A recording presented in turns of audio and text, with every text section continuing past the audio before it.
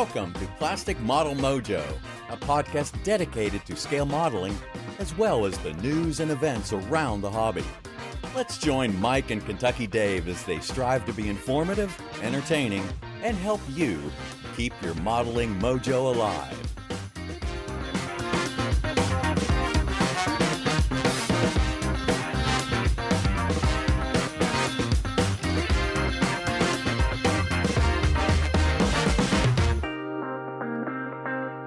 How you doing, Kentucky Dave?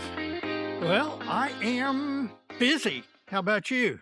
Not too bad. I was busy at work this week. One of my new hires started and had to do all that stuff. Well, I've been busy at work, but then I've also been busy getting ready for guests to come in for the Nats. So I'm trying to get... Why don't you tell us what's up in your model sphere then? 'Cause that sounds like it. That's what that is. That is a big part of the model sphere. Is the Nats are, I guess, 3.5 weeks away right now. Sounds about right. And we've got some modeling guests coming in. The Podfather is flying in from Australia. And then Dr. Geldmacher's coming up from Alabama. And it's possible that Evan might come down to Louisville. Oh, okay. So we're not 100% sure about that. So what that means is I've got to get all the guest rooms ready, clean. And the problem is we are well, I won't say the middle. We're toward the very, very end of our main bathroom remodel. Gee, it's taking a while, man. It has, which is okay. Perfectly fine with that. They've done a great job. It's wonderful. So we've had a lot of stuff shoved into the guest rooms while all this has been going on. So now I'm trying to get it all back, rearranged, ready so that when people show up, I'll be able to feed them. I'll be able to have a place for them to sleep and a pool to sit out and drink beer by. All right. Sounds like the pool's the easy part of this. Well, yeah, except my motorized floats. 3 of my 4 motors died. So, okay. Well, yeah, that's not great. But back to Temu. That's okay. We'll be ready when you show up, hopefully, and hang out at the house. Yeah. At least one day before we head up toward Fort Wayne. I hope so. Anything else? Well, the model room remodel continues. I finally got the computer swing arm thing figured out. It only took me 4 different attempts. Yeah, you talked about that last time. Yeah, to get it to where it worked. And so I've got that going. I'm moving in books and other stuff, and I'm making room, and I've got a table that, speaking of Temu, I got a table that I need to put together and bring into the model room while everything else moves out. I've continued to reorganize my paints. I'm getting lots of great suggestions from listeners, and they've been really helpful. And you can get into that in a special segment. Yeah, I will. And I've really enjoyed all the help, and I need a lot more because I really need to get them to come over and do the heavy lifting. Yeah, there you go. Maybe I can get the listeners to volunteer and come and just do the remodel. I don't think that's happening. I really don't. So what's up in your model sphere? Well, a lot, finally. Good. First off, I want to mention again, we had the short segment announcing the Mighty Eighth book giveaway. Oh, yes. We're getting entries for that. And again, we've asked listeners to submit an email or direct message to us with shop talk questions or things that might be appropriate for the Wheel of Accidental Wisdom. Again, you can do that via email or direct message, and we'll be taking those suggestions and emails and DMs through the entire month of July and shut that off after the 31st. And then we'll draw a name and give this book away. And maybe the winner, hopefully the winner will be at the Nationals, and we'll be able to take a picture with the winner at the show. That's right. With the signatory to the book. Yes, that's right. He'll be there too. In addition, I wanted to remind folks that we've been dropping chapters to Ed Barris 1/32 scale Dauntless build on the dojo. Yes, and And, those things have been amazing. They have, and Ed's put a lot of effort not only into the build but into the sharing aspect of Yes, this. he And has. and I dropped the ball a little bit, well, more than a little bit, just too much was going on. Well, you have a car blow up in the middle of things, you Yeah, know. among other things. It wasn't comparable to the work he'd put into it. So we've got a few more chapters to go, and we're going to change that. And another part of the problem is it is on Facebook. Right, So I can make an announcement, and unless I like promote it every other day, it's just going to roll off. right. So Which we have a solution for we coming up. do coming up. To get to the point, he'd like to interact more with the community regarding this build. So if folks got comments or questions, go ahead and send those in. And if we get enough, we're going to get Ed back and kind of do a topic roundtable with Ed about this build. And That would be neat because, I mean, there's so much to it, both what he did, construction, painting, etc. wise, but also just related to the Dauntless as well. I mean, that's you could talk endlessly about it. go check out on the dojo what's already there in the files section, and there'll be some new ones. You'll see an announcement for those, and we're going to do a better job of promoting this. And as Dave alluded to, we have a solution for this, and hopefully some of this content will be moving to a new place that's a little more permanent, a little more accessible for everybody, and a lot easier to find. And a lot easier to find, which is my third bullet on my outline for what's up in my model sphere.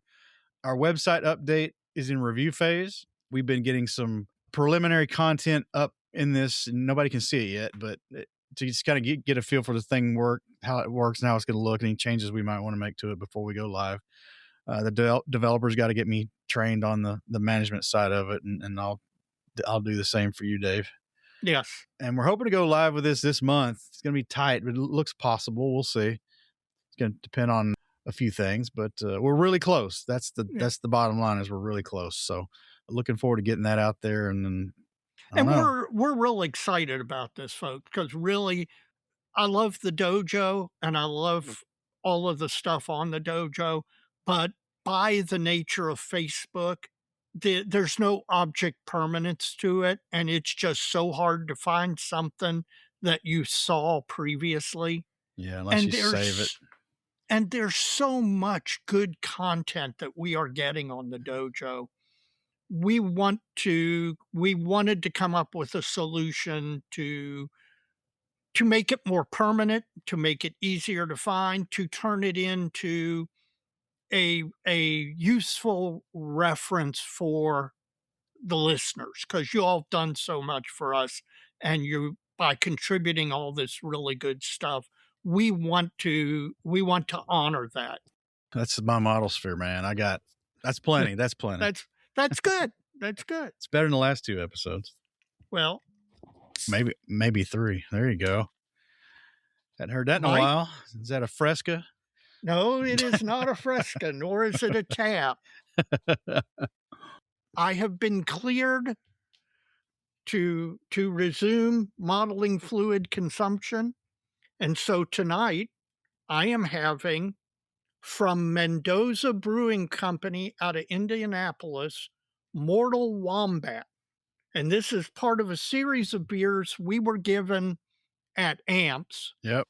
And we were given it by the father of the man who is the master brewer at Mendoza. And I don't remember. I apologize. I don't remember your name. I had it and I lost it, and it's my fault. So if you're listening, please reach out, send a DM, send an email, and we'll mention it. I appreciate it. The other neat thing about these beers is they benefit an animal care society. They did a series of these different beers in different styles with different names, and part of the proceeds from the sales of the beers go to an animal care charity. So, hang on. Oh, that's good. That is very good. Yeah, I thought they're all pretty good. Yep. So That's good. Well, it'll get me to the end of the episode for sure. Those are pint cans. It's been a while for you. I know. I'm diving back into the deep end of the pool. Here, let me text Ruthie just when you That's right. fall when you fall out to take a Exactly. picture before she scoops you up and takes you to bed. Yeah. So, do you have a modeling fluid, Mike? I do, Dave. What do you got? It's also in a pint can, Okay. and it's red, white, and blue. Oh, that's got to be a Molson. No, it's not a Molson. It was a joke. Come on. It's not a Modelo Especial either. It's a Pabst Blue Ribbon beer, man. I'm on the bottom rung tonight. Oh my Lord. Is this leftover from July 4th? Yes, it is. Yes. It Okay, is. because I know you have a kind of masochistic tradition on July 4th of drinking PBR I due do. to its red, white, and blue nature. That's it. That is correct. And I wouldn't be surprised if the beer actually tastes red, white, and blue. Because it certainly doesn't taste like beer. We'll talk about it later. All right. Yeah, we got some listener mail to talk about. Good. First up, Bob Bear, the voice of Bob, the voice of Plastic Model Mojo, sent us an email. He's from Charlotte, North Carolina, in case everybody forgot, about AI. He appreciated our discussion. I can't remember which episode he was referring to because it could have been one of many. And he talks a lot about it being a tool, and a lot of similar comments have been made, but I'm going to skip down here. He's used AI for all sorts of things to create PowerShell scripts, create research paper outlines. If you did your research paper on that, Bob, we won't tell anybody. Even reword voiceover work he's done, and even modeling. And for the modeling example, he says he's terrible with knowing where to start with paints. So you got a given color, right, or something, and you're trying to replicate it, where to start. Sometimes it's easier than others, but sometimes it's kind of hard. For a recent project, he wanted to know where to start with the color of the tires on his SR71. And he saw some suggestions, but he decided to see what the AI would do for him. So he dumped a bunch of good photos into Gemini, told him what paints he had, and asked it how to replicate the color, and it spit out some suggestions. And he proceeded to start there, and he was able to get a color that he was satisfied with rather quickly, even though he still had to do all the work and fine-tune it himself with his old eyeballs. At least he had a starting point. So he's got a new protocol for starting paint matches using AI. And the thing is, I never would have thought of that as an AI use, but it makes perfect sense. I guess so. I've not done anything like that, but there's another thing for folks to try. As far as AI goes with this stuff, I think you're only limited by your imagination. Up next, I think Blacksburg, Virginia, Rock Rozak. Yep. Is that right? Is he in the hokey country? He is hokey. So, of course, Detail and Scale has another book. Yes, on the A7. A7 Corsair 2 Part 2. Yep. Color and markings of the A7 Corsair 2, U.S. Navy Pacific Fleet Squadron and Test and Evaluation Facilities, and Color and Marking Series, Volume 10. This is going to be $16.99 for the digital version on Amazon, Apple, Google, and Kobo. And the print edition can be had for $25.99. Covers 17 active duty fleet squadrons and 3 Naval Reserve units. And VAQ 34, the Pacific Coast Test and Evaluation Facility. Yeah. Squadron historical summaries and unit marking evolutions, and more than 300 color photographs and illustrations. So looking forward to that one, Rock. And there are a lot of people that really have a soft spot in their heart for the A7. Yeah, I'm one of them. I don't know what it is. There's something about that aircraft that a lot of people just really, really like. I think it's the proportions of it. It's I don't know. Being an F8 fan, the A7 always looked wrong to me. But I think that has to do with me being an F8 fan. Probably. But there are a lot of people with the same opinion as you, man. Will Woods from Yorkton, Saskatchewan has written in again, Dave, and he wants to say he finds YouTube to be extremely useful and has saved his butt on many occasions, and even playing around with a channel of his own, which is something to do in the winter in Saskatchewan. That's probably a good idea. Yeah, and it's only 9 months long, right? That's right. He said, however, nothing beats a seminar that allows for the exchange of ideas and meeting new and old friends. So it's basically it's a note skewed toward our conversations of late Yep. regarding seminars and helping beat the drum for those at some of these various shows we've covered in the Model Show Spotlight. Yep. I agree. I mean, I am a huge fan of them. Well, Will, if you launch a YouTube channel, surely let us know, please. Yes, absolutely. You've written in quite a bit, and the least we could do is help kickstart that thing and point people in the right direction. Well, we talked about bucket list travel, Dave. Yeah. David Pye in North Somerset, UK, has written in, and they have excess accommodations in Telford for the next Scale Model World. Oh, my. And he has offered us accommodations, which is very nice of him. God. One excuse gone. Yeah, I know. We've got to go. I mean, there's just literally there is no excuse for us not going. And airport shuttle to and from. He's not offering to pay for the flights though, but I can even ID 90 the flights. Well, David, thank you for the overture there, and I don't know, we'll let you know, but this year's probably gonna be a tough call for me. But yeah, well, I think you and I have both had some expected and unexpected expenses this year. We have, but this just goes to show the generosity of the community. Yes, no. And, willingness to maybe he feels like he knows us. He's been listening to the show for a long time, but we've never met face to face, so that just makes this all that more special. Yes, it does. Now, Ron Smith has written back in. He was the guy, the retiree from NASA and GSCF, GSFC. Let me get that right. Down in Huntsville metro area, which we got to talk about that too. Yeah. Basically, the second one was from my private reply back to him. All that stuff I said about OD Green, the Marine Corps, and all that last episode. Yep. Yeah, everybody just forget all that. I was enunciating out my posterior a little bit. I thought I'd looked up enough to give some general guidance, but probably not the best advice I've ever given, and I apologize for that, and I'll do better next time. But one thing, I mentioned some FS colors, which actually didn't exist till 1957, so referencing that was just a total gaffe. Well,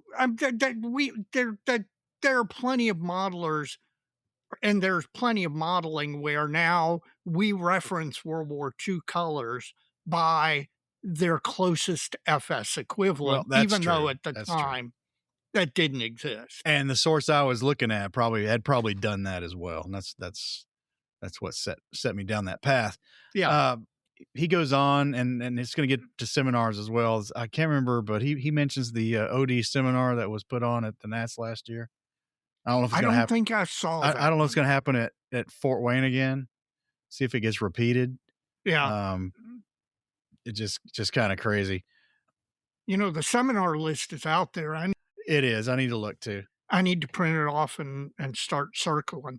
Well, the short of it is that there's lots of color systems out there, and even during World War II, OD was a little more complicated than I was giving it credit for. So good advice on the seminar. I don't know if that's out on the web anywhere that somebody could find. I may dig into that. That's a great question. Because now I'm curious myself. And he also recommends we check with Jeff Hearn through Squadron, and then also the guy at Hampton who did the seminar. So which wasn't Jeff Hearn. Right. But with someone else. I can go back and look at the Hampton information, see if I still have that. But I'm sure I've got it somewhere. I will talk within my authority next time. How about that? That's all right. Thanks, Ron. I appreciate the information. We've asked people to chime in if they're going to be at Nats. Oh God, I've got a lot of those in the DMs. Yeah, I do. So Scott Huber's one of those, but he also sent in a really interesting suggestion for something for us to do at the National Convention. I like the idea. We can talk about that in the coming week, Dave. All right. But Scott, thanks for letting us know. Oh, you'll like this one. Okay. It's from the Dixie Flyer, man, Warren Dickinson. I like them all, man. So what's Warren up to now? Well, Warren heard you mention about Clear Prop's 72nd scale D3A2 Val. Right. and the availability, because you kind of thought it'd kind of gone away for some reason, or there's no information. It's not out yet. It's not out yet, but he had actually emailed ClearProp, Mm-hmm. and they're telling him it's going to be launched on the website late summer, early autumn kind of time frame. Mm-hmm. There's going to be 2 kits, 2 different boxings of that kit. So I'm going to want one of those probably. Yep. And then I want them to go back and do the D3A1. So when we get a little closer to autumn, be on the lookout for a new 72nd scale kit, Dave. Yeah, because you know what? I need more models. I really do. Well, if you got one of these, how many could you throw away? At least 2 Fujimi kits I would probably get rid of. Okay. All right. So not too And then many. when the D3A1 shows up, I can get rid of like 6. Okay. Who else can be at Nats? Hector Cologne's going to be there, coming down from Chicagoland. Hector, are you going to bring us some more beer, man? He says he may have a small token of of his appreciation. So, Because I enjoyed that beer last time. so maybe He brought us a good one. He says his basement got hit with water and a little bit to the modeling room, but not too much damage. But now he gets to reorganize his modeling room. It's contagious. Yay. It's contagious. Yes, man. it is. What else we got? And then finally, it's from Terry Measley from the Scale Model Podcast. Okay. He hit me up this afternoon. Did he tell you how? No, he did not. He there's another. I'm going to be at Nat's email. Okay. He's going to be there Saturday, Sunday, because he doesn't have that far to go either, really, because he's in Chicagoland area there as well, or nearby, not too far. He just want to know if there's going to be a dinner or breakfast or something with all the other podcasters who are going to be there.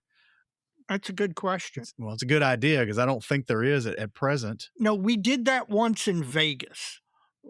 Yeah, the very first time. The very first time we did it in Vegas and had a really great time. So who knows? Maybe we'll see if we can organize.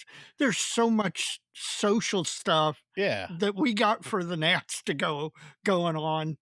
And then we have to wedge the actual show in there somewhere. So I don't know. We'll see what we can do. Well, even if that doesn't come to fruition, we've got some goings on ourselves, and yes, got no problem with Terry coming along. And we'll have some people coming to and from the hotel to where we're staying, so it shouldn't be too hard to arrange. If somebody wants to help him out there, and Terry, I'll keep you posted. And yes, we will. If I fail at that, hit me up a little before the Nats, and we'll touch base again. But we'll make sure you got somebody to hang out with. I'm sure you got your own friends, though. Oh, yeah. Well, and I want to talk to him about Stu and get an update and all that. So, yeah. All right. Well, Dave, that's all I've got on the email side of things. What's been happening on the Facebook direct message side? A lot of similar stuff. A lot of stuff about the Nats. You mentioned Rock. He had DM'd me about the A7 book as well. Bob, the voice of Bob, wanted to make sure that I was registered for the Nats. He was really, really good at keeping on me to make sure that I got registered in time. So, Bob, I appreciate that. Well, the irony of you failing to do that after beating the skin off that drum would have been hilarious. No, it would not have been, because I don't want to stand. Again, we just talked about how our time is already getting pulled in a bunch of directions. Me standing in line to regular register at the show would have wasted some serious time that I could have better spent elsewhere. We'll see what the line looks like Wednesday afternoon. That's true. May not be too bad. Bob, by the way, also mentioned in regard to our conversation regarding Post-it notes and Post-it note tape and all. Bob actually credited Chris Wallace with showing him the one of Chris's videos using the Post-it notes as masking. So, Chris, if you're out there listening, just people are getting stuff out of your videos. Please put more out. Well, I was looking for that stuff because I've got an application at work that might come in handy. The tape. Yep.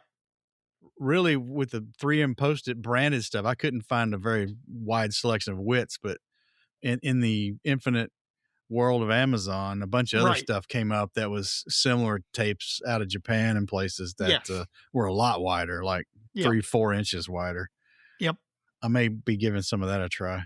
Well, and if you do, let us all know how it works and give us your recommendations because Lord knows I'm always looking for stuff like that. And you're right, the actual 3M branded stuff really only comes in like one or two widths. And so if there's stuff out there that is similar, that has more variety, I want to know about it. Again, we got a lot of interactions of people coming up on the Nats and all. Christian Gurney at Bases by Bill reached out and wanted to make sure that we were all set to go and that we were going to be able to meet up with them. Of course, we're looking forward to that. The Podfather coming in from Australia, he's apparently bringing us some OTB swag, so we're going to have to be seen wearing OTB shirts at some point. These next two people who DM'd me, I want to mention together because they both did the same thing. And I keep talking about how, I'm a lawyer, I'm practicing law, I'm in the office, or when I'm not working, I'm at home and, doing 1,000 different things, and how much I enjoy getting a DM out of the blue from a listener. And both Kevin Sage and Craig Everson DM'd me little short videos. They were joke funny videos, and I will send you to the link to both of them, Mike, because we need to put these in the show notes. One of them was what happens to modelers when the a part goes flying off onto the floor. Yeah. And you see it, and then you go and try and find it. And the other one was an idea for a hobby shop where the hobby shop gives you two different receipts. One is the actual receipt for the item you paid for, and the other is a special receipt that you can put in the box for your significant other to find that has a completely different set of information on it. And both of these videos, again, I'm at work in the middle of the day. I get these, and it's a 2-minute laugh. And guys, I want to tell both of you I really enjoyed it. Like I said, we'll share them in the show notes, but there's a lot of good hobby humor out there, and I love seeing it. So thank you for doing that, and please continue to do it. It's really enjoyable. Next, listener Winston Gould sent me a book suggestion that would be a really good book suggestion to get Mike for Christmas. So I've already got your Christmas present. I think I saw that one. Darn it, you weren't supposed to see it. Well, I'm on the DMs too. I know you are. And finally, our friend Scott Stakowiak, he was in my favorite place in the world. He was at the Naval Air Museum down in Pensacola, and he sent me some photographs, both their George, and then they've apparently just gotten, not just gotten, it's been a number of years since I've been down there, but they've also got an ME-262 that they're displaying in a new area more prominently. He sent me the DM, and I was immediately green with envy because there is no place on earth I would rather be than at Pensacola, Florida, and particularly at the Naval Air Museum. And so I was major jealous, and I got to find a way to get back down there. Well, good. So that's it from the DM side.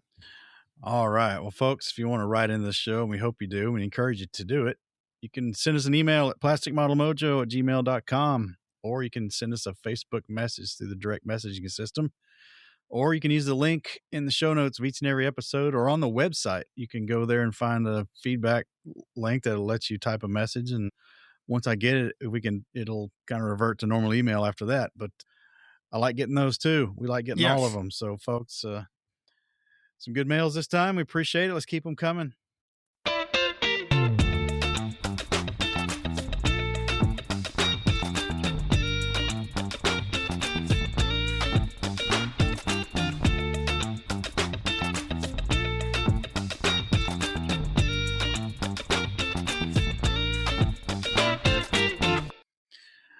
folks, we're going to shop talk it tonight. We got some interesting topics, Dave. I agree. I've got some stuff to say on all of them. Hopefully you did your homework. Well, again, I'll encourage folks to send in suggestions for these segments. This one's gotten to be a pretty regular thing on Plastic Model Mojo, and helps us get a little more content or actual hobby-related content in the episode, especially when we don't have a guest. So we appreciate it. And let's get into it, man. All right.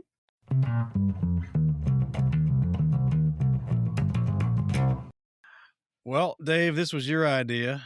Yep. So I hope you got a lot to say about it. Well, I've got some things to say about it. The topic is the condition we are in, I suspect, is where you're going with this, of superabundance. Yes.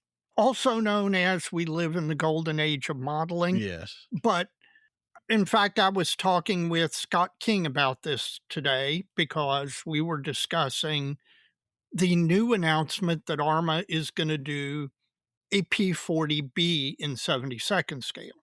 Yep, I saw that. And not that long ago, maybe 15 years ago, your only 72nd scale choices for a P40B were a really marginal Academy kit and a 1960s frog kit. And that was it. Which is probably B-ish. B-ish. Well, yeah, so's the Academy, to be honest with you. And that was the state of play from the beginning of plastic modeling to 15 years ago. And then, bang, bang, bang, we get Trumpeter does one, we get Airfix doing one, and now we get ARMA doing one. And not only do we have a good P40 kit, we're going to have our choice of several good P40B kits. And it makes the point that we truly are living in the golden age of modeling. It used to be, in fact, you and I were talking about this not long ago. It used to be back in the, say, late 80s, early 90s, I knew every 72nd scale kit that was available, that had ever been made. Probably.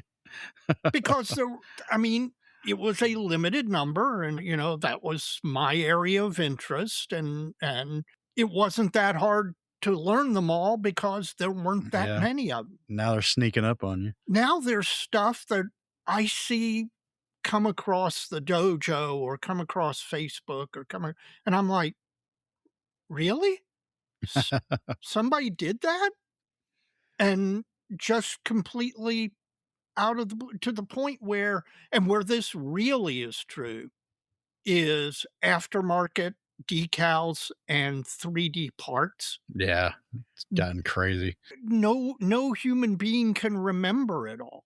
And you'd have to spend 24 hours a day, 7 days a week on the internet looking at all this stuff and finding it because it's spread out everywhere. Yeah, to get the AI to do it, man.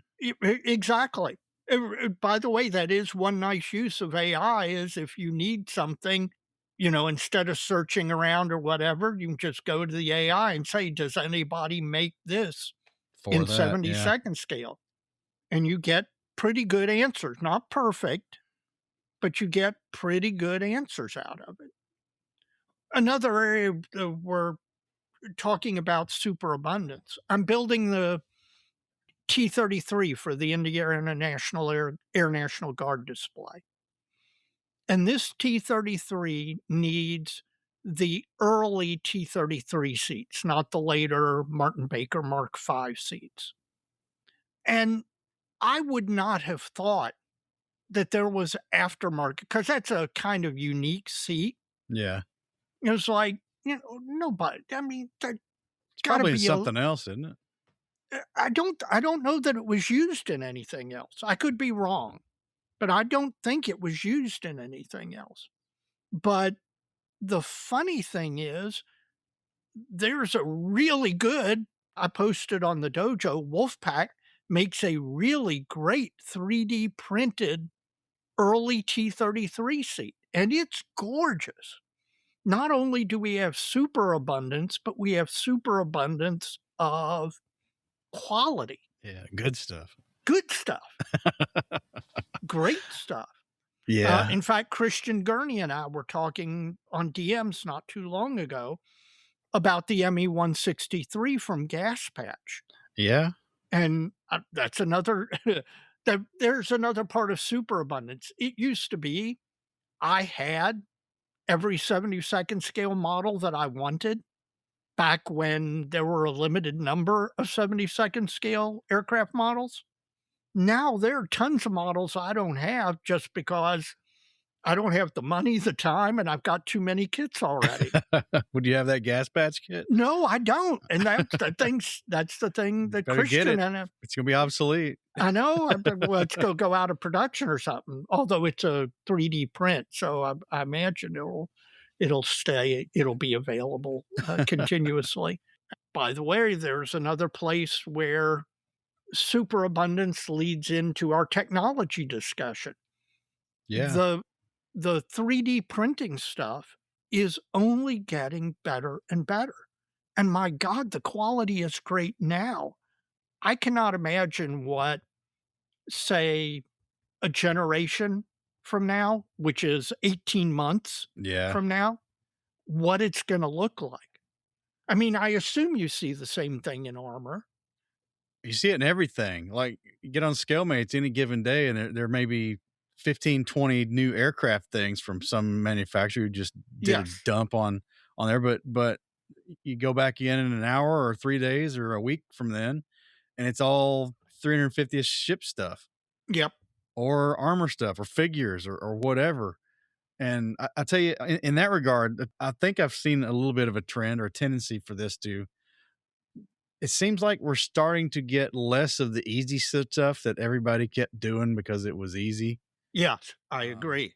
And the stuff's just starting to get a little more complex, and folks are getting a little more creative, and they're doing a little bit more sophisticated work with their CAD. So, Well, the stuff that's coming out is a lot more interesting than it was a year ago.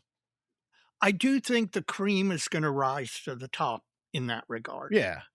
That you've got a lot of companies out there that they come onto the market, and like you say, they do a bunch of easy stuff and get it out A there. bunch of Me Too slop, and it's just Right. Whereas now, I think that what you're seeing is maybe a little less of that and a little more of the true artists, the folks who really put the time in to make complex. Go back to our friend Chris Meddings and Inside the Armor 3, ITA 3, the quality of the CAD that he does. I mean, he puts a lot of time and effort into it, and it really shows. And I think that you're going to have, there's going to be bunches of 3D aftermarket makers, but there's going to be a band of top quality of maybe 10, 20 manufacturers who are consistently putting in that extra effort. I think so.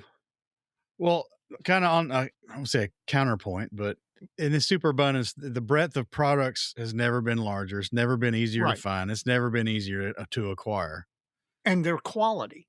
And the quality is in many instances is as good as it's ever been. Right. So we want for very little in the hobby today, really. But that said, we all still have wish lists. In fact, the Model Yes. Geeks was this their last episode was what they'd like to see. So everything's not out there yet. No, it's not. But I suspect if you go back, you and I have done a wish list episode Yeah. or two way back. And I bet you if we go back and look, a number of those things actually have been done. We should do that. We should go look. And where I think this is going with the superabundance is that instead of waiting 5 years for your wish to be filled, Like 5 months. well, I was going to say 18 months, but yeah, that the stuff is coming out so much quicker getting announced. So the technology has made things easier to produce at higher quality and be able to be produced more rapidly. We could do maybe at the end of the year, you and I will do a wish list episode and see how long it takes to get those wishes filled.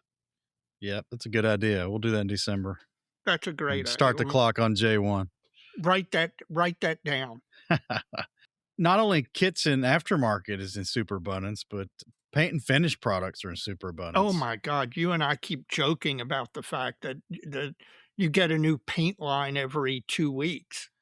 And it's slowed down a little bit It has. in the last couple of years, but I think that in this realm, it's a little different. I think for a lot of people, myself included, can be a little bit of paralysis from too many choices. Yes. I do think that is a real thing. It's like trying to pick jelly at the grocery store. Or whatever, right? I don't have a problem with that. It's grape and orange marmalade. That's easy. Yeah, there's like 8 brands of each. Yeah, well, that's true. You can get the crap from here in Lexington, or you can get the fancy French stuff. So yeah, that's right. I don't know, but you know what I'm saying. Yeah, how it's from the modeling journey I've had. I grew up pretty much in a couple of paint lines, right? And we tend to stick to them and have some loyalty, whether it's intentional or not. You can argue, but a lot of times it's whatever your shop had. But now we got all these paint lines, and not only, especially like MIG and AK Interactive, all the pre-mixed and pre-proportioned weathering and finishing supplies are just over the top. I mean, those racks, like at the vendors at the various shows, it's mind-boggling. Well, it actually, at least. And then they got bins of other brands that are like discounted because nobody wants it. And I'll tell you what, when I walk into one of those vendor areas where they've got all of the AK products or all of the MIG ammo products, it's almost like your eyes can't focus on it. There's so much there that you really can't focus on actually looking at anything. And every time you pick up a magazine article, they're using a different subset of all that stuff for everything. It's like, oh, man, used to be a little bit easier than this. Yes, it did. Maybe the results are better now, but I think both of those things are true. But the 1, 2, 3 on how to get there was easier. Yep, I agree. So yeah, there can be downsides to superabundance. I agree with that, but I think the upsides outweigh the downsides considerably. I think you're right. Anything else on that one? No. Well, this is a fresh shop talk topic. It is. Based on our call for the book giveaway. It's from Dr. Gelmacher. Yes, it is. And he was curious how we each deal with clear parts. Badly. That's not helpful, Dave. Yeah, no, that's kind of a truthful answer. It is the part that it is still the part I have the most, even with, thank gosh for pre-cut masks. Thank you, Lord. Yeah. Etc. Well, let me start this one. Go ahead. Let me, because I just I finished that E16 last year. And up until that point, being almost exclusively an armor guy, other than the occasional windshield or headlight, I didn't have a lot of clear parts. So lucky you. I had to come up the curve pretty quick. And with the E16 project, I learned a few things. Well, and you dove into the deep end of the pool with the E16 because that's a greenhouse canopy, which is about as tough as it gets. There's worse greenhouses than that one. Yes, there are, sure. But usually those are multi-engine aircraft. Yes, that's true. It wasn't long into that I started using my micro razor saw to get the parts off the sprue instead of my nippers. Oh, yeah. Clear plastic is so brittle versus colored plastic because there's no color in it primarily. Sometimes those parts can fracture when you're cutting with the cutters, even good cutters. Even God hand cutters. Yeah, I think my God hand's actually fractured one of my canopy edges. Yep. Just No, be- I do. I take everything off with a razor saw. and then I come back and clean it up later. Exactly. Another thing was how to attach it once you get it. Whatever you want to do to it before you put it on the model, right? Right. Steve Hustad put us on this clear Gorilla Glue from home improvement stores like Lowe's and Home Depot here in the U.S. Yep. I like that on the E16, but a little less so on that Musaru Cup Miata I built. And Steve warned us ahead of time, said this stuff's pretty mobile before it cures. I would argue it's almost like grease before it cures. For the E16, where I had gravity helping me out, I could put it on the edge and set that on there and get it positioned and then walk away, right? Right. For something larger like a car windshield, yeah, it became pretty apparent that this stuff was pretty mobile once you got it on the plastic. And I think I managed to not get any on the glass on the visible sides by the time it was all said and done. But man, it was just didn't take much to get that sucker to float around. So the Gorilla Glue does give a good bond, and it's clear, so there's not much to worry about being visible after you're done. Was good. Now I'm trying to decide if what I bought has turned amber since I bought it, or if it was always that color. I can't remember. I need to go to the home next time at the home store. I'm going to look. Yeah. Because but even still, I don't think it's a concern because of where you're putting the stuff. Right. Now, going back to our superabundance topic previously, just recently, either VMS or AK has come out with a new product. Yep. And I can't remember which one it was. Again, it used to be I could tell you what was out there. There's so much stuff out there. I don't remember. This was on a video. It was on one of Night Shift's videos not too long ago. And yet I still don't remember. Oh, yeah, I remember it now. The name of the product or who the manufacturer was. He put the windshield in that logging truck with it. Exactly. Yeah. That was it. So now we can go find it. Yeah, now we can go find it. But and I want to get some of that stuff and try it out.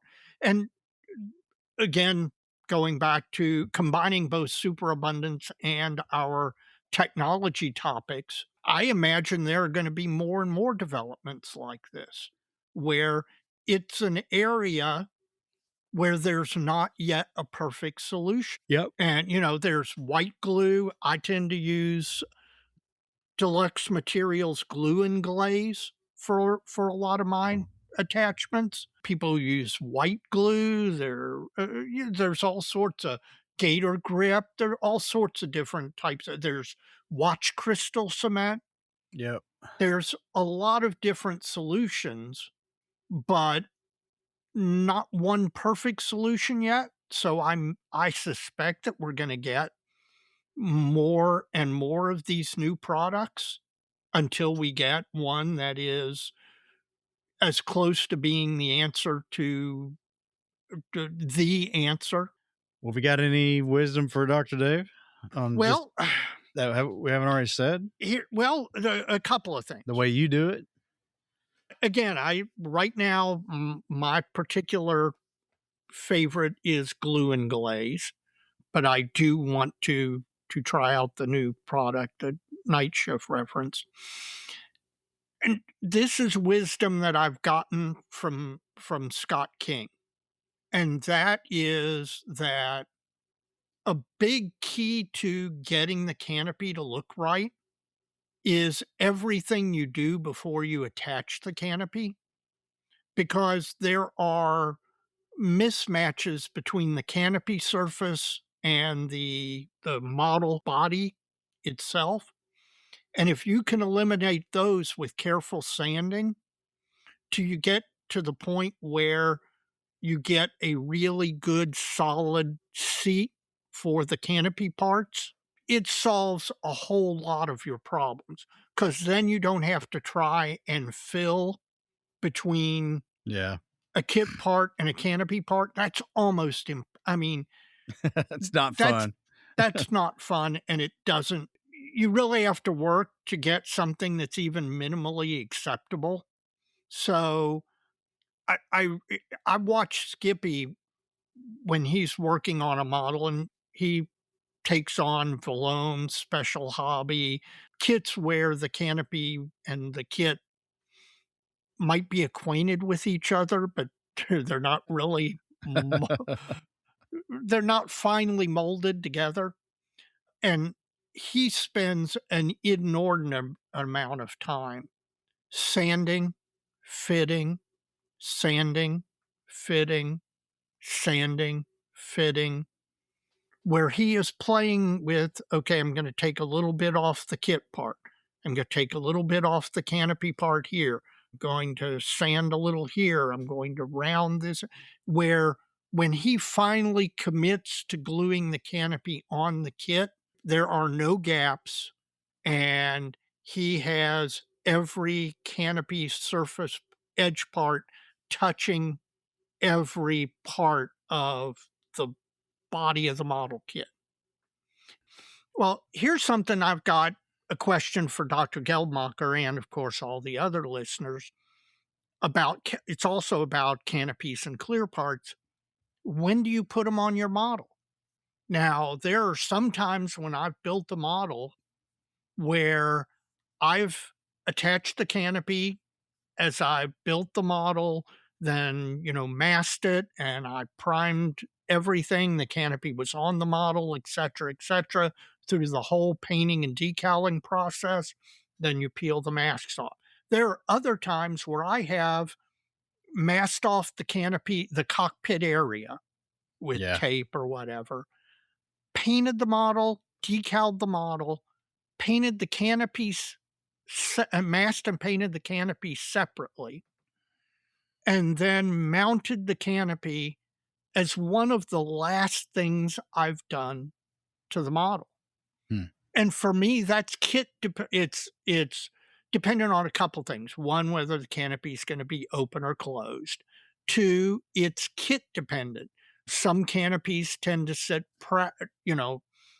up on a model, so leaving them off and mounting them at the end is easier, whereas some canopies are faired into a fuselage, and those you kind of want to have built and in place and masked before you ever start painting. Yeah.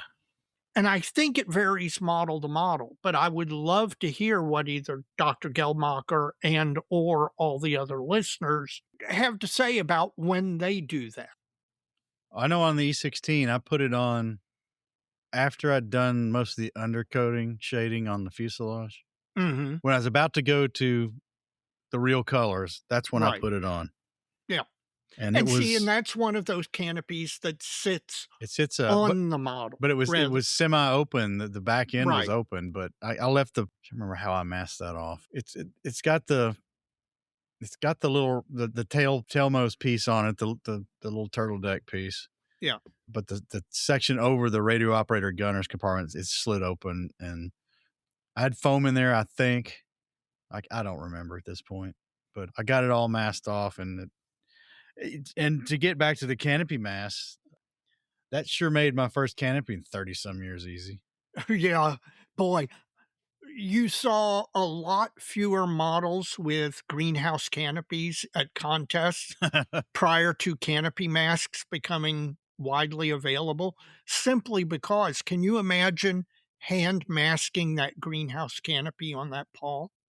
Could you imagine taking the Faraday canopy on a Sally and masking it over with bare metal foil and cutting out every window with a scalpel? Every one of the 130.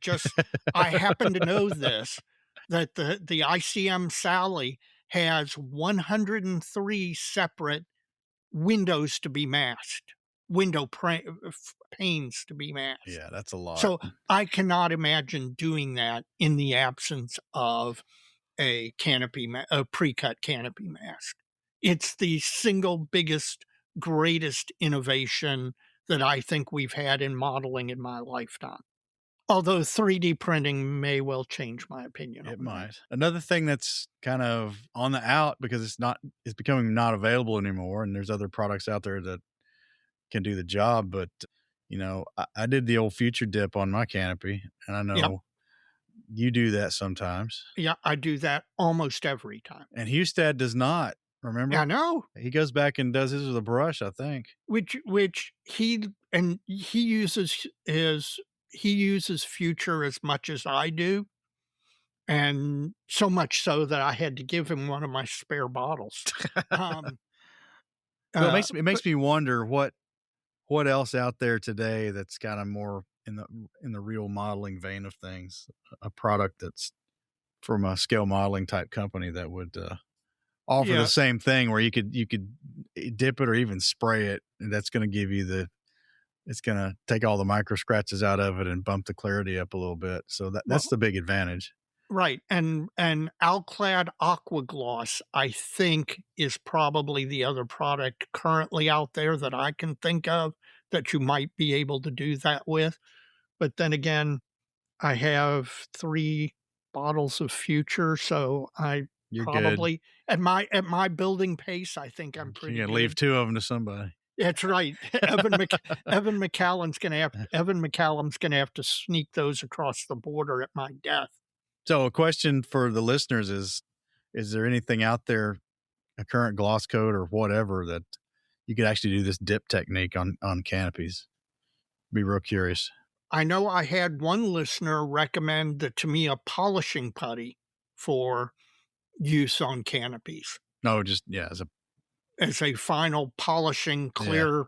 In fact, it was the guy in one of the Baltic countries, Estonia, I think, Frenchman who lives there, and I think he was the one who mentioned the Tamiya wax or polishing compound or whatever it's called, and he highly recommended that. In fact, I need to pick some up because I want to test that out myself.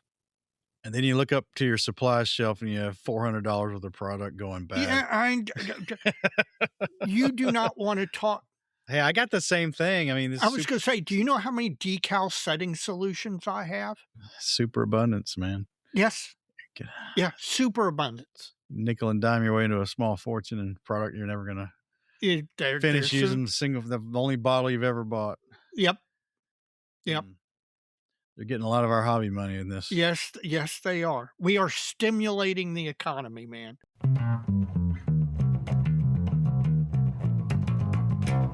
Now, this is my current favorite topic, hobby room remodel. Oh boy. Well, here's the problem.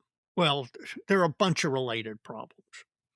I have 13 feet of modeling bench, and I end up modeling in the space that is an 8.5 by 11-inch piece of paper.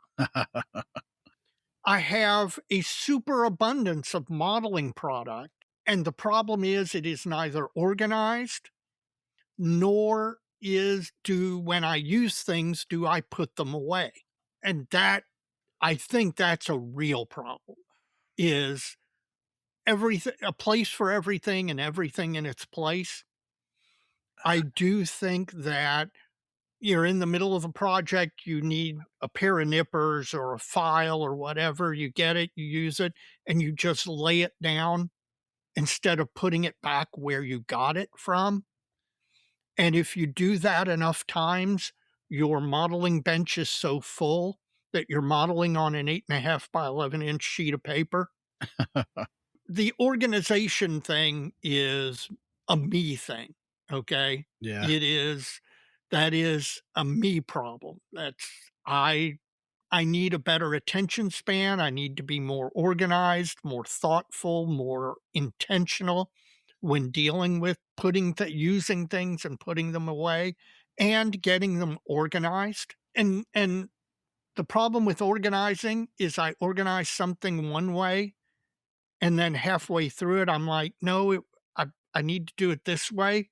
And so I So you made an never Olympic sport out of organizing. I make an Olympic sport out of organizing. And then, like with the swing arm for my computer, which has turned out to be, by the way, a really great solution. That really, really worked out well.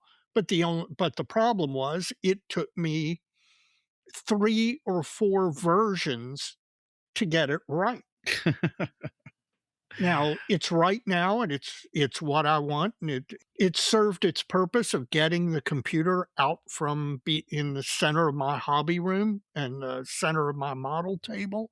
So it served its purpose, but getting it to the point where it worked the way I wanted it meant that, I'm sure you being the engineer, you would have sat and thought about it for a week.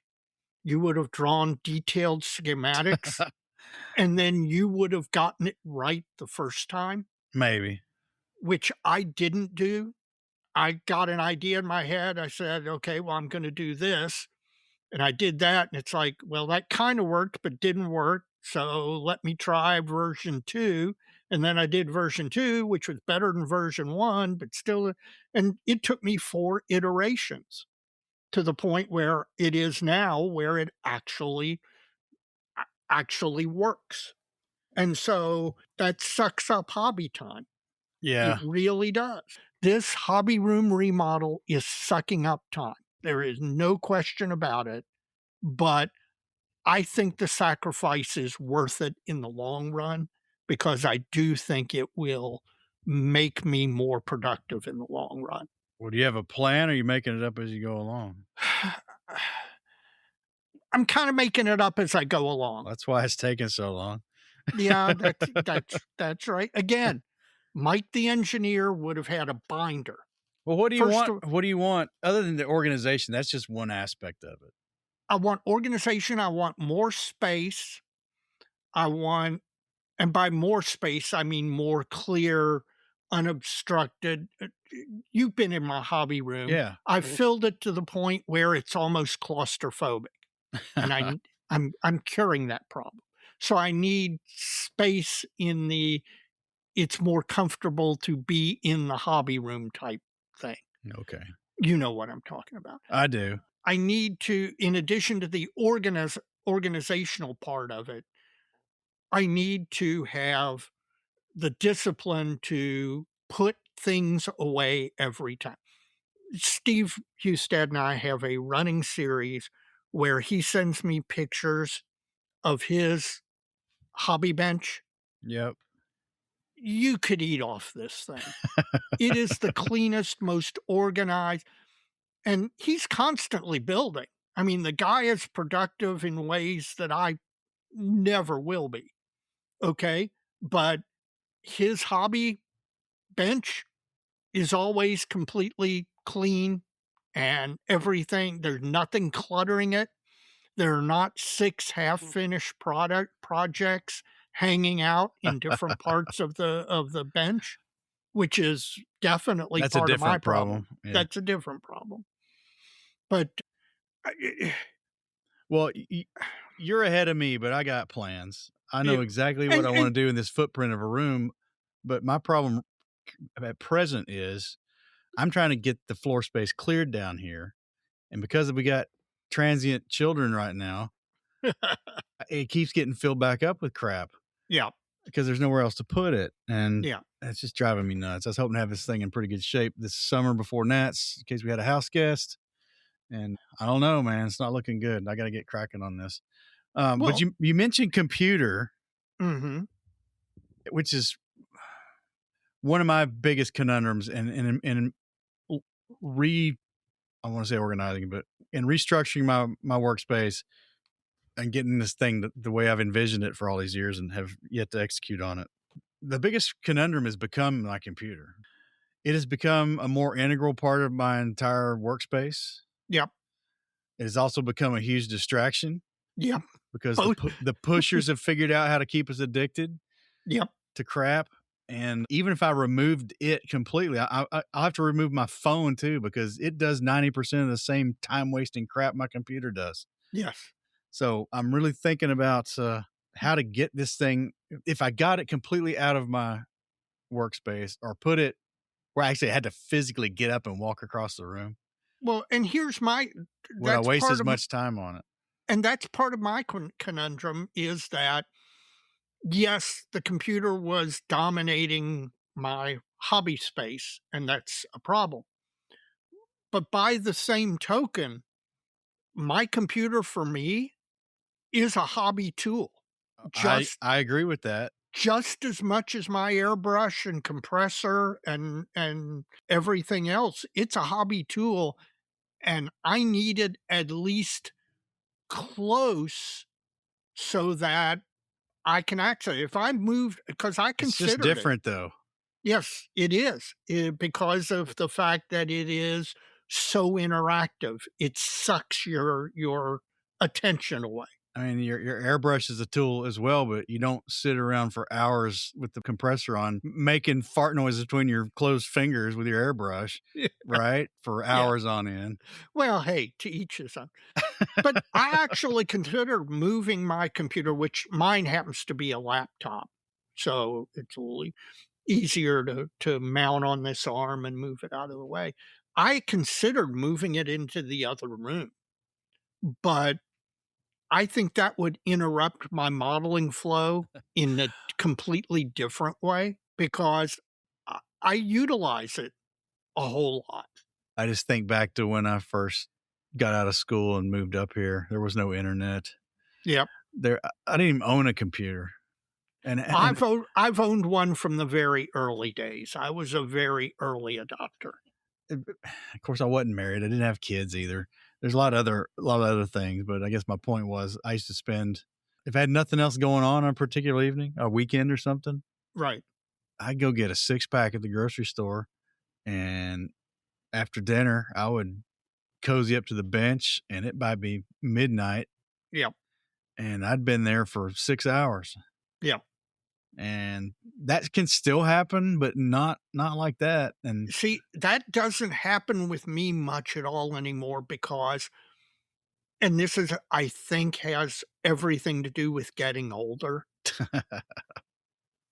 And by the way, this is part of the hobby room remodel, is making the room more comfortable, because as I've gotten older, I used to pull an all-nighter. I mean, I modeled 5, 6, 7 hours straight. There were times when I was much younger, yeah, me too. right out of law school, where I would start modeling at 10 at night and I would stop at 6 the next morning. I didn't do that. Yeah, I did stuff like I can't do that anymore. In fact, I'm to the point where, in fact, Scott King and I were discussing this not too long ago. I can't model continuously for more than about an hour and a half. And if I take a break, I can usually get another 30 to 45 minutes in. But after about 2 or 2.5 hours total, I'm done. My eyes are shot, my back hurts, my everything else hurts. And now that's part of trying to make the hobby room more comfortable and accessible, working with the lighting to be easier on the eyes. Yeah, better chair. I did, as part of the hobby room remodel, I went out on Amazon and I spent a couple of $100 on a chair that Make a world of difference. It makes a ton of difference. And one of the big things about the chair that I got, in addition to being much more comfortable it's adjustable in so many ways. You can adjust the back, the seat, the height, the armrest, everything's adjustable. And that makes a huge difference in getting comfortable. So a good chair, folks. Yeah, good chair. Spend the money. It's like buying a really good silent compressor. Yes, it's expensive. Just like buying a really good Harder and Steenbeck airbrush. Yeah, might be a little expensive. Well worth it in the end, for the fact that you get so much more out of it.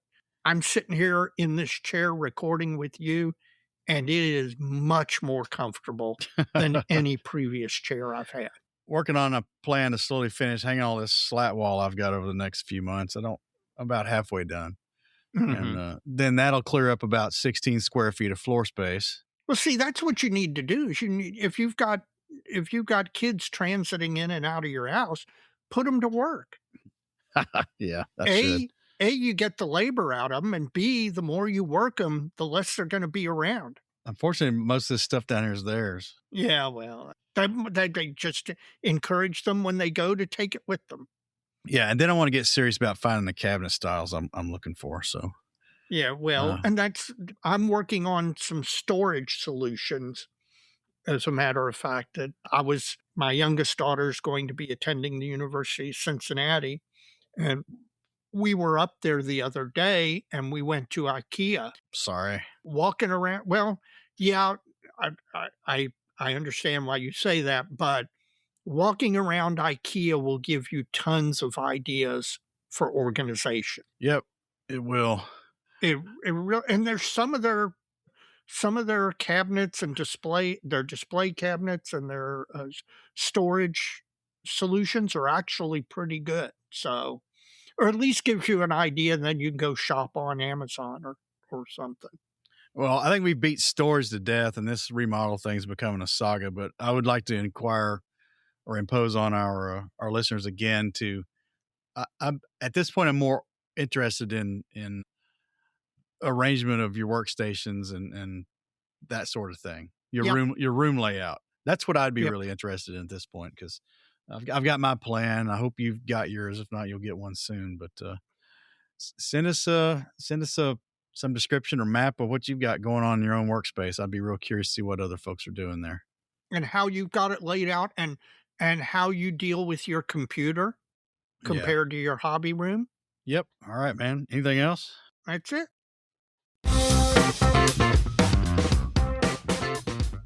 For scale modelers, Bases by Bill is the name in innovative display solutions, whatever the project, whatever the scale.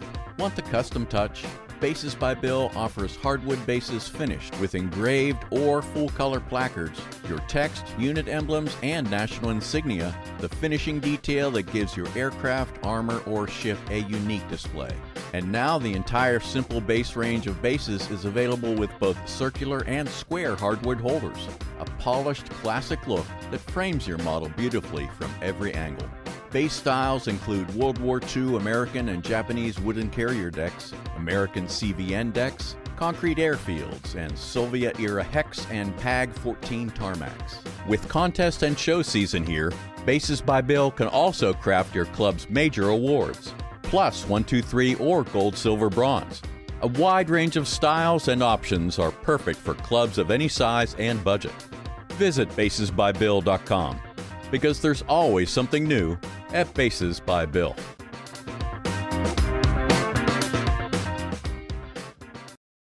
Dave, it's the Benchtop Halftime Reports, and I hope you've done something. You've been saying you've been getting some bench time in. Let's hear about it. I have. In the last week, I've gotten, I think I added it up. I got like 2.5, 3 hours of bench time in the past 6, 7 days, which for me has been, that's fairly good. All right. I posted on the dojo. I got those 3D printed seats from Wolfpack, beautifully done. They're beautifully printed. The technology's amazing. And not only did they provide really good seats, they provided just in like a blister pack. They had a backing card where they showed the product unpainted and then 2 of the seats painted up.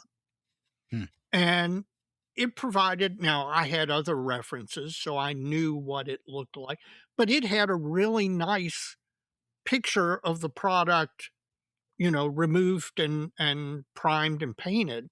And it really provided a nice guide to painting their product up. And I got to say, I really like the way they came out, and I enjoyed the heck out of that.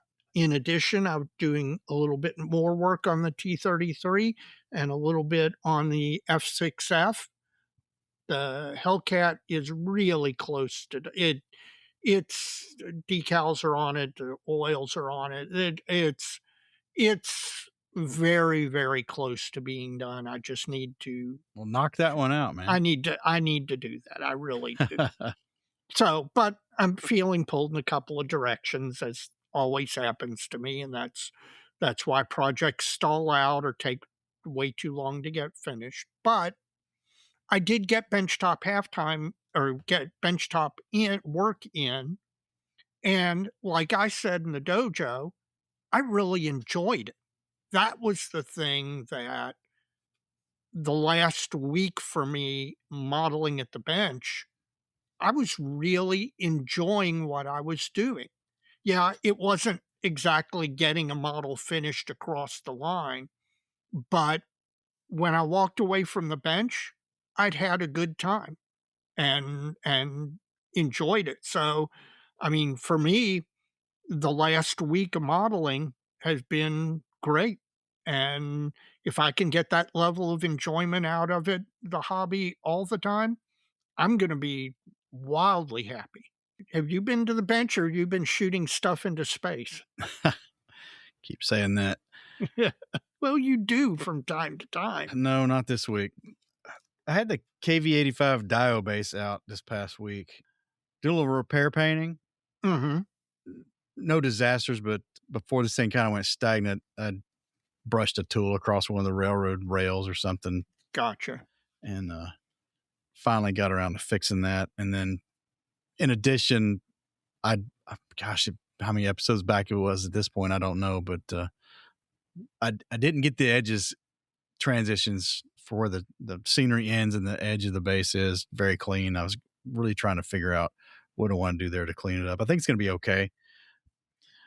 Got my Forbio paint mixed up for my custom mix that I came up with. And so you're about ready to I'm about ready to start shooting paint.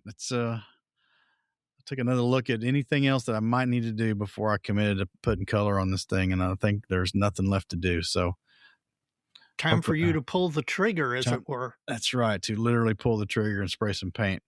And once that thing gets committed into paint, I may start something new. I don't know yet. It's really the only thing I got going right now, except that little flak panzer, and that's just not something I'm going to be chomping at the bit to finish You're out just playing around just playing around with that thing. So we'll see, man. It's probably gonna have wings. That's all I'll say. All right, that warms my heart as long as it's in 72nd scale. I got to get at it, man. I've had some weak modeling mojo here last several months, and well, again, life has hit us both pretty hard from here and there, but that's okay. We're gonna model, and as we model, and if we get enjoyment out of it, that's the thing that counts. Plastic Model Mojo is brought to you by Squadron. Head on over to squadron.com for the latest in kits and accessories, all at a great price and with great service. Check out their wide selection of kits and supplies, including a growing range of Squadron's own line of paints and 3D printed kits and accessories. Mark your calendar for April 2nd through April 4th, 2027, and join Squadron and the Chattanooga Scale Modelers at the Chattanooga ModelCon Eagle Quest 2027. Squadron, adding to the stash since 1968. Mike, have you been buying anything lately? Not much. We put in a Squadron order, coincidentally. Yes. And I kind of broke my wallet a little bit. Well, I picked up not just one Tamiya M24 Chaffee. Yeah. Maybe one of those will be for me. Maybe zero will be for me. But I got about 3 of those. I got one of them earmarked for somebody else. But we'll see. Maybe we'll give one of them away and I'll keep one, or maybe not. Maybe we'll give 2 away. I like the Chaffee. Now, is the version they did the World War II version? Yes. Okay. So after a torrid history of Chaffee tank kits, finally got one that maybe has the right details for the World War II tank and doesn't have any buildability issues or requiring a bunch of resin aftermarket. So have you spent money on anything else? One of them's the same thing you spent money on. I've doubled the quantity on the Arma ME262. Yes. So that is one of the items that broke my wallet. That's what I got. So okay. What'd you get? Your list is longer than mine. Yes, my list is longer than yours. I got Arma ME262, which was the that was kind of the impetus to build the order, because I wanted that, and I missed the first round at Squadron when they were in, so I went ahead and they were back in, and I wanted one, so that was the start of it. Then Arma's F4 F3 Wildcat. Yeah. Again, the version of the Wildcat that I think many of us wanted. And if you're doing, 1941, 1942, early 1943 Wildcats, you want the F4, F3. And so I was anxious for that now that they finally released it after promising it to us for several years. I had to hop on that.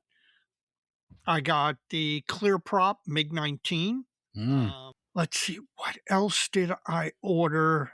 The clear prop Val isn't out yet, so I wanted to order that, but it wasn't out. Trying to think of what else I ordered. There's at least those three, and I know there was something else, an IBG kit or something. Oh, there was another IAR 80. That's 80 or right. 81 or whatever. Right, the mid IAR 80. The Stalingrad boxing, I think, Right. is the one you picked up. Yeah. With the nationals coming up, it was probably a little foolish of me to go ahead and order a bunch of model kits, but I wanted them. At this point, I'm not justifying my modeling purchases to anybody. So I Why wanted not? them. I went ahead, I got them. It probably means that I'll spend a little bit less at the nationals. Or you'll buy more aftermarket and decals and books. Or that I'll buy more aftermarket and books and decals.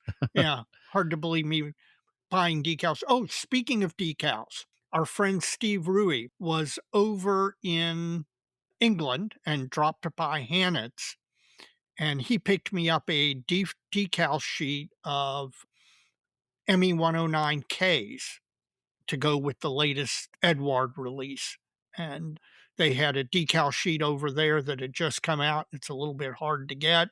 And he was very kind in picking that up and sending it to me. And we'll see Steve at the Nationals, and I'll have to buy him a beer for sure. All right. Let me see. I think, this is kind of modeling related. I bought, on your recommendation, a pair of Bose headphones. I'd gotten those cheap Chinese headphones to test out using for recording the podcast. And I wanted to test out using them wirelessly, using wired, different things. As everybody who's seen the post on the dojo knows, my old headphones gave up the ghosts. Well, they were worn down to the point where every time I used them, I ended up with black plastic on my shoulders because it was coming off everywhere. So those are finally dead and buried. And after talking to you, and you use a set of Bose headphones, and I went ahead and picked up a set, and I'm not using them yet. The next podcast recording you and I do will be the first ones where I use them. So we'll see how they go. Plastic Model Mojo is brought to you by Model Paint Solutions, your source for Harder and Steenbeck airbrushes, David Union power tools, and laboratory-grade mixing, measuring, and storage tools for use with all your model paints, be they acrylic, enamels, or lacquers. Check them out at www.modelpaintsolutions.com. This is the point in the episode where I ask you to rate the podcast on whatever app you're using. Please give us the highest rating. It helps drive up our visibility. Also, if you have a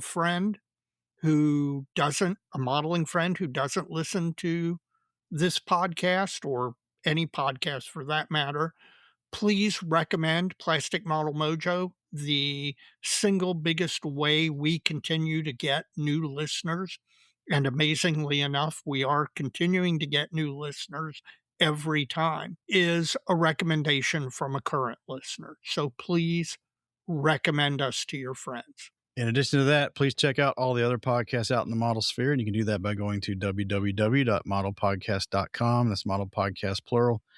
It's a consortium website set up by Stuart Clark of the Scale Model Podcast up in London, Ontario, in Canada. And there, Stuart has aggregated all the current and past podcasts that have been in the model sphere that still have active access to their content. And you can go there, one-stop shop, and check them all out and find them super easy. In addition to that, we've got a lot of blog and YouTube friends out there. We've got, we mentioned Chris Wallace, Model Airplane Maker, great blog, great YouTube channel. Same with Evan McCallum, great YouTube channel. Panzermeister 36. Stephen Lee, Sprue Pie with Frets. Hadn't heard from Stephen this week. I need to reach out to him, see what's going on with him. Yeah. Hopefully we'll see him at Nats too, but he's got a great 72nd scale centric blog, a little railroad thrown in for some variety. And if you like that 72nd scale stuff, you're going to want to check out the Inside Guy, Jeff Grove's blog, all things 72nd scale. And who else we got? We got Paul Budzik, Scale Model Workshop, and you can find him on Patreon and some of it on YouTube as well. But subscribe to his Patreon page and get the full access. He doesn't charge very much at all, and the wisdom is worth every penny. It is. Also, if you are not a member of IPMS USA, please consider joining. IPMS USA is an organization of volunteers who give up some of their time to try and make modeling better for everybody. It's that time of year where the Nationals is coming up, so there's been a lot of behind-the-scenes work going on by the national organization so that you all will all have a great time if you come to the Nationals.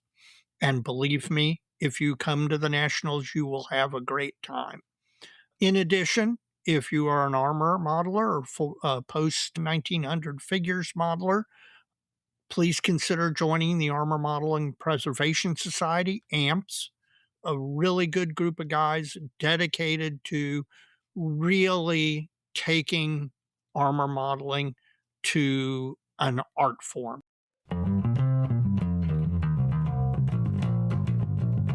We're at the end of the episode, and for my first actual modeling fluid back, this Mortal Wombat has been really good. It's a German-style Pilsner, 5.4% alcohol by volume. It's a little hoppier than I would have expected, but it is extremely drinkable. Very, very nice. This is one that I would definitely drink again. This is one that would be great if you were having either a German dinner like a Jägerschnitzel or some Spätzle or potato pancake. This would also be good with chili. I highly recommend it. That's Mendoza Brewing Company. I'm sorry, Metazoa Brewing Company out of Indianapolis, Indiana. Metazoa Brewing Company. This is Mortal Wombat, German-style Pilsner, and you can't go wrong, guys. I remember that one. It was good. Yep. So how about you? I got the PBR down. Actually, I grabbed another one when I went upstairs. We took a little break and about halfway through this one. You live in Fayette County, so you may know this, that if you get a ticket for jaywalking in Fayette County, the punishment is they give you a PBR. If you do it twice, they give you 2. I guess, man. It's American classic, Dave. Yeah. Sorry if it offends your bourgeoisie taste, but there you go. Yeah, that's right. I'm better than that. It's delightfully horrible. It's not the worst thing you could be drinking. No, because it's not made by Anheuser-Busch. I've enjoyed it to the maximum capacity I can. Yep. Mike, we now are truly at the end of the episode. I've got a shout out. How about you? I got a couple. Okay. I'll start with the one because it's our boilerplate. Thank you for all our contributors, the folks who've chosen to contribute to Plastic Model Mojo through their generosity.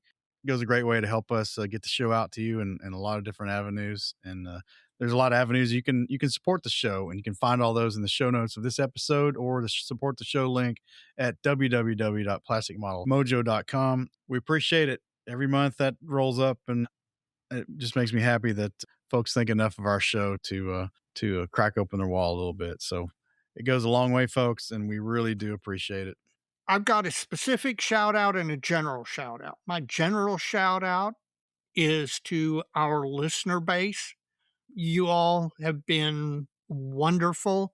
You've been great in responding to Mike and my call for wheel questions and topics. You've been very generous with your time and with suggestions and with the, sending me funny videos to make me laugh during the day. And I want to tell you, we really appreciate you, the listener, taking your time to not only listen, but to interact with us. Well, my other one will be short, but I want to thank Dr. David Morris for his help on a personal issue. And he knows what that is, and I know what that is, but everybody else does not need to know what that is. That's right.